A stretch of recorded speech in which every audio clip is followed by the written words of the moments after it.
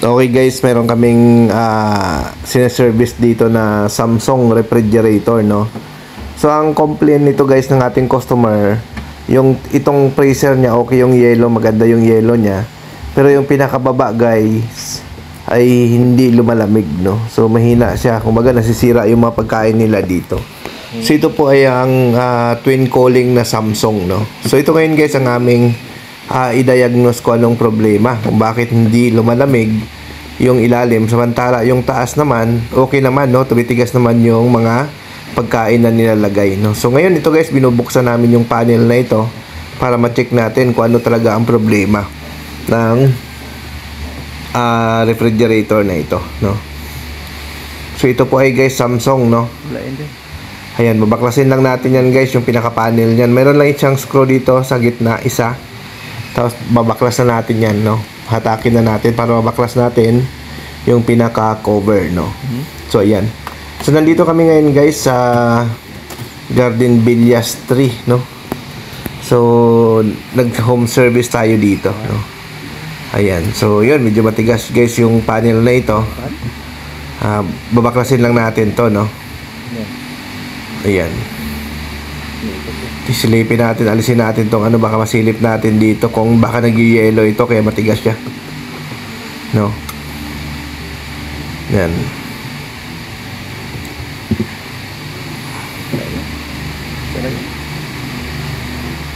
So babaklasin lang natin to, no? Medyo matigas guys, no? Ayan. Luwiran lang natin guys para yung kapit ng yellow ay matatanggal, no? Kasi nga pag nag-yellow yan guys, kapit na kapit yan yung mga gilid niyan, kaya di mo matanggal, no? So sinisilip natin guys, makapal yung yellow sa loob, no? So pag ganito kasi guys na nag-yellow siya, ayan, no? Kung makapal yung yellow, walang hangin na lalabas galing dyan sa pan.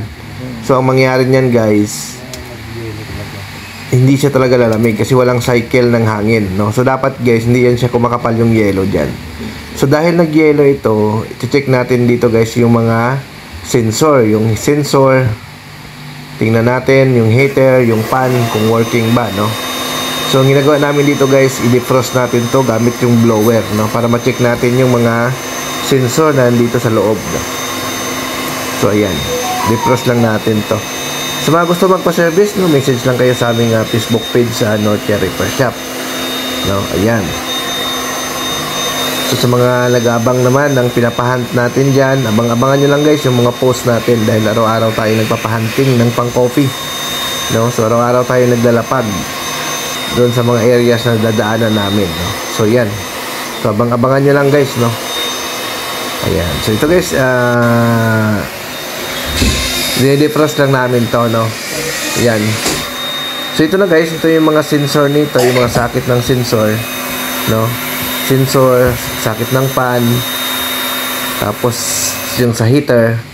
So yun po ang titingnan natin, no? I-check natin gamit tayo ng tester. So ito yung pan guys, pwede natin to matest, no? Gamit natin yung test prod natin, tapos battery ng ating electric na screwdriver, na yung electric na yung cordless natin, electric. So pwede natin yan matest guys, positive to positive, negative to positive. Tingnan natin kung umiikot yung pan. Tulad nito guys, testing namin. Ayan, oh. Ligay mo sa negative to pan. Ayan. So yan, mapansin nyo guys. Yan, oh, umiikot. So ibig sabihin, wala tayong problema dito sa kanyang pan, no? Na-test natin, no? Umiikot siya. Ayan. Ayan. So working siya, no? So ibig sabihin, good guys yung ating fan motor, no? So yun, pwede nyo matest yan guys, yung mga fan motor na 220. Basta meron lang kayong 12 volts na pang tester, no? So, yung next naman natin, itong sensor naman guys, no? Yung tube sensor na naman, yung ating iti-test kung anong reading ang makukuha natin dito. Ayan, tingnan natin kung anong reading ito guys, no?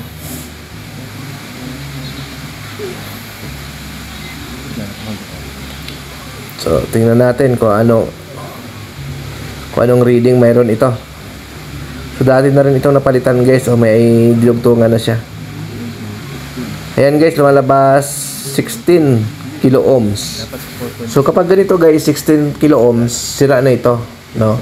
Change value na ito guys. So ibig sabihin, ito yung naging cause kung bakit nag-yellow yung loob, no? So dahil dito sa sensor niya ay mataas na. So ito naman yung isa guys, testingin natin yung isang sensor 3.9, so good pa, no? So ang rate lang kasi nito guys, or yung range lang ng sensor ng Samsung ay nasa 3.8 hanggang 4.1 or 4.2, gagana pa yan. So dito guys, nakita natin is 17 kilo ohms na, so papalitan na natin siya, no? So dapat guys, nasa 4.2 lang, no? 3.9, ayan talaga guys, okay, na-confirm natin 16 kilo ohms talaga, no? So talagang sira siya. So ito talaga ang dahilan guys kung bakit kumakapal yung yelo, no? So yun, na-identify kagad natin guys yung problema, no? So ito, i-double check pa natin para sigurado, no? Para sure ball tayo, no? Ayan. Ito yung history natin, yung ipapalit natin. Ikotin natin, tapos magbabago pa. Ayan, history natin. Yung thermostat to guys, yung testing natin. Thermostat guys, no?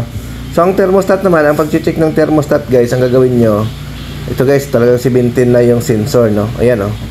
Ayan. So ang thermostat guys pala, ang pag-check nyan, lagay nyo lang sa resistance din, tapos ikotin nyo lang, tingnan nyo kung nagbabago yung resistance, no? So madali lang din siya i-test yung thermostat. So ito guys, kino-confirm natin 17 kilo ohms talaga, no? So ginamitan natin ng clip talaga yung sensor. So 17 kilo ohms. So yan talaga ang sira. So okay guys, thank you.